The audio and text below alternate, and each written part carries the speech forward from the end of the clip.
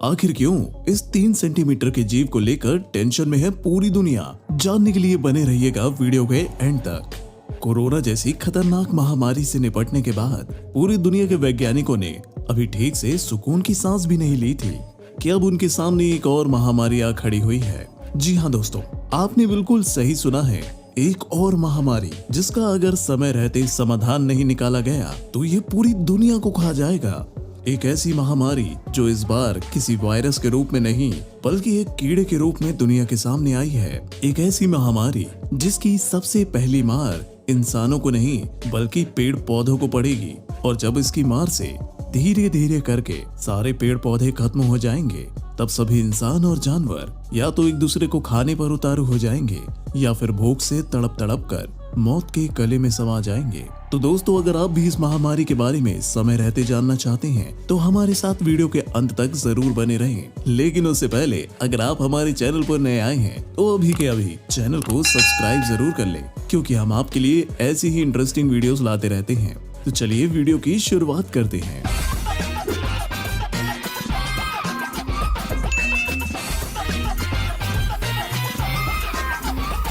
दोस्तों, अगर आप साइंस के स्टूडेंट रह चुके हैं तो आपको प्लेटफॉर्म या फिर प्लेटीहेल्मिन्थेस के बारे में तो पढ़ा ही होगा। ये एक तरह के चपटे कीड़े होते हैं जो अक्सर नमी वाली जगहों पर जैसे झील तालाबों के किनारे पर पाए जाते हैं।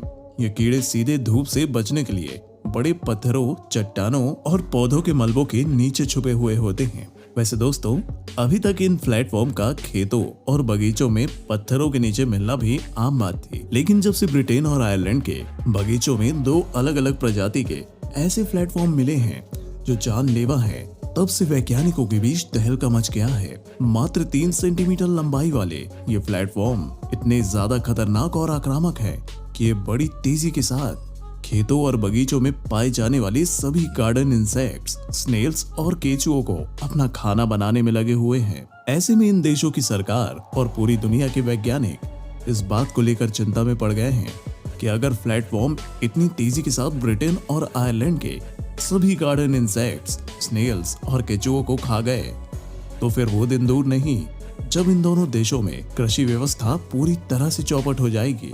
वैसे अब अगर यहाँ आपके मन में ये सवाल उठ रहा है कि मात्र 3 सेंटीमीटर की लंबाई वाले इस छोटे से कीड़े आखिर कैसे पूरे ब्रिटेन और आयरलैंड की कृषि व्यवस्था को चौपट कर सकते हैं, तो हम आपको बताते हैं। साइज में छोटे होने के बावजूद भी ये कीड़े इतने ज्यादा विकसित और समझदार हैं कि ये काफी जल्दी ही रिप्रोडक्शन कर अपनी संख्या को हर दिन बढ़ाते जा रहे हैं। ऐसे में हर दिन इनके खाने की डिमांड भी बढ़ती जा रही है और ये हर दिन सैकड़ों की संख्या में कृषि से जुड़े कृमियों और कीट पतंगों को अपना शिकार बना रहे हैं।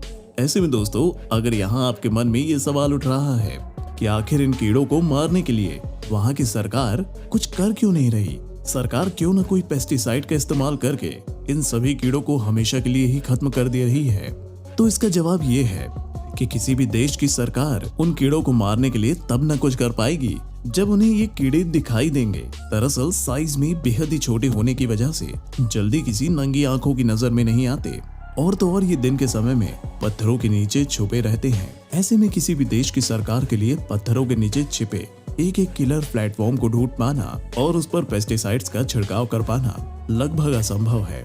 और अगर सरकार डायरेक्ट पत्थरों के ऊपर भी पेस्टिसाइड का छिड़काव करवाती है तब भी पेस्टिसाइड सभी किलर वर्म तक नहीं पहुंच पाएंगे। और ऐसी सिचुएशन में अगर एक भी प्लेटफॉर्म बच जाता है तो वो धीरे धीरे करके अपनी संख्या फिर से बढ़ा लेगा। इस किलर वर्म के बारे में कुछ वैज्ञानिकों का कहना है कि मात्र 3 सेंटीमीटर की लंबाई वाले ये प्लेटफॉर्म धीरे धीरे करके 3 फीट तक की लंबाई तक बढ़ सकते हैं। ऊपर से इनके बारे में प्रसिद्ध प्रोफेसर जीन लू जस्टिन ने कहा है कि इन प्रजातियों में आक्रामक बनने और पूरी दुनिया में फैलने की क्षमता है। आज के समय में प्रोफेसर जीन लू जस्टिन की बातों में हमें सच्चाई इसलिए भी नजर आती है क्योंकि सबसे पहली बार ब्रिटेन में खोजे गए ये किलर प्लेटफॉर्म अब तक फैलकर आयरलैंड, फ्रांस, इटली, स्कॉटलैंड और अफ्रीका के कई देशों में पहुंच गए हैं। और अब वो दिन दूर नहीं जब ये इसी तरह से फैलकर पूरी दुनिया को अपनी चपेट में ले लेंगे। वैसे दोस्तों, यहाँ आपके मन में ये सवाल आना भी लाजमी है कि आखिर कैसे इन छोटे से दिखने वाले कीड़ों ने एक देश से दूसरे देश में जाने का सफर तय किया। तो इसका जवाब हम आपको बता दें, इन्होंने ये काम खुद नहीं किया है बल्कि इन्हें एक देश से दूसरे देश एरोप्लेन और अन्य यातायात के साधनों के जरिए हम इंसानों के द्वारा ही पहुंचाया गया है। दरअसल हर महीने ब्रिटेन से दूसरे देशों में साग सब्जियों का आयात और निर्यात किया जाता है। ऐसे में किलर प्लेटफॉर्म उन सब्जियों में चिपक कर बड़ी आसानी से एक देश से दूसरे देश पहुंच जाते हैं। और यही वजह है कि ब्रिटेन की सरकार ने ऐसे बयान दिए हैं कि ये किलर प्लेटफॉर्म्स उनके देश के मूल नहीं है, बल्कि ये प्लेटफॉर्म्स न्यूजीलैंड और ऑस्ट्रेलिया से सब्जियों के आयात के जरिए उनके देश में पहुंचे हैं। और इसीलिए ब्रिटेन की सरकार ने इन दोनों खतरनाक प्रजातियों को ऑस्ट्रेलियन और न्यूजीलैंड प्लेटफॉर्म का नाम दिया है।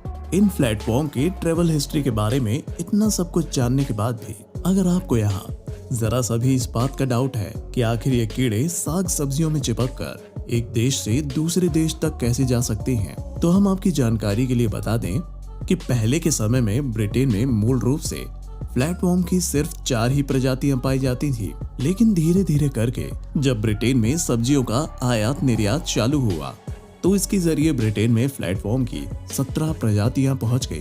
और अब तो ब्रिटेन का ये हाल है कि वहां विदेशी प्लेटफॉर्म की संख्या उनके मूल प्लेटफॉर्म से कई गुना ज्यादा हो चुकी है। इन सभी विदेशी प्लेटफॉर्म के बारे में वैज्ञानिकों का कहना है कि ब्रिटेन के मूल प्लेटफॉर्म के कंपैरिजन में सभी विदेशी प्लेटफॉर्म मुख्य रूप से केचुए को ही अपना खाना बना पाते हैं कि केचुओं को जिंदा निगल जाते हैं और फिर उन्हें पूरी तरह से पचाने के बाद गुलाबी रंग के पोप के रूप में बाहर निकालते हैं। इन सभी विदेशी प्लेटफॉर्म के बारे में वैज्ञानिकों का कहना है। इसके अलावा ब्रिटेन के वैज्ञानिकों का ये भी कहना है कि पहले भी इन विदेशी प्लेटफॉर्म की वजह से ब्रिटेन की कृषि व्यवस्था में परेशानी आती थी।